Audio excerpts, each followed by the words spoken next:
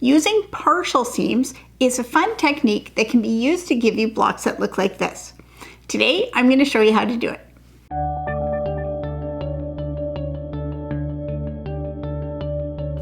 Welcome to Epida Studio. My name is Elizabeth and I help you make beautiful things with quilting, bojagi, and embroidery. So if you saw this block and you were going to try and figure out how to make it for the first time, it seems like it's not too difficult. It only has a square and rectangles, so we can see, oh yeah, we would sew these two pieces together and put this piece on, and then put this piece on, and then put this piece. But when we come up to this spot, then we're going to run into a little problem, because is it a Y seam? How does this go together? How can we sew that little L shape? Well, the answer to that is partial seams, and it's actually a pretty simple technique to do. So this is how we would do that kind of a seam. So I'm going to take my pieces and lay them out. And so we can see, here's our centered square.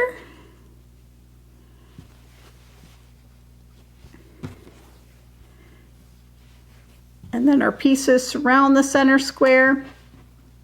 And I'm showing you how to do this technique with this simple little block, but this technique is used in a lot of different designs, and it's done the same way. So once you understand how to do it in this block, you'll be able to do it in any other application. And if you want to make this exact block, this is a 12-inch block. So this piece we would cut at 4.5 inches, and then these rectangles are all 4.5 by 8.5 inches. So that's the requirements to make a 12-inch block like this.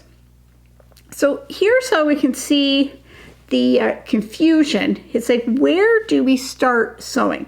If we start sewing here, what happens when we get to that corner?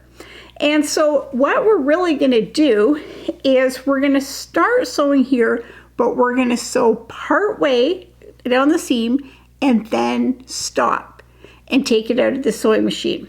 And that is what is the partial seam.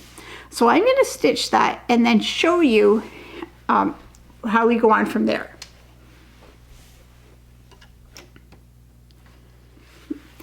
So here's what that looks like now. We can see if we just looked at the front part of the seam and didn't look at the rest, it looks like it's finished. This part is finished. And then this part is kind of flappy. We're just going to ignore that part for now. So now when we put it back into our block layout, we can see we can easily join this green strip right onto there, and it will fit just nicely. So now I'm going to join that piece on. So now that piece is stitched on.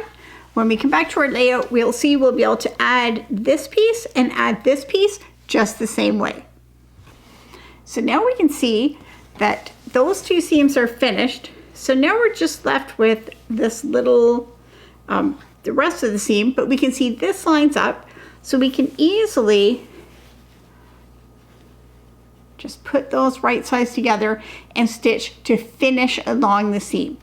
Now when you're going to finish this seam, I recommend that you start sewing here at the end of your stitching and stitch to that edge of the seam instead of stitching here and stitching in, because sometimes our fabric shifts a little bit or they're a little bit off in size, and if you start here, line up the edges and stitch in, then if there's any difference, you'll get a little bump or a pleat in your seam. And if you start here and stitch out, then if there's any difference, it'll be at the edge of the block where it's a lot easier to deal with.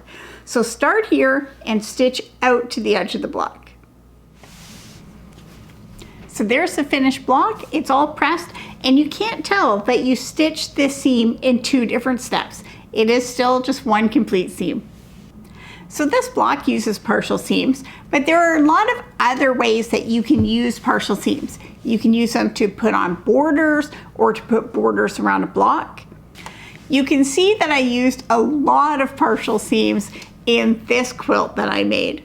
This is a quilt that I made years ago, and it looks pretty simple because it's only made up of squares. But when you zoom in, you can see that it's almost all partial seams. Now, to be totally honest, I didn't love making this quilt, and I'm not a huge fan of partial seams because I love chain piecing, and partial seams requires you to stop and break your thread in the middle of the seam. You can't just stitch from one piece onto the next. So I don't use this technique a lot, but it's good to know, and you can get some really fun effects from it. Do you like partial seams, and have you made a quilt with them? Drop a comment, I would love to hear about it. And if you're looking for more quilting tutorials, patterns, and inspiration, you can find that all at my website, epidastudio.com.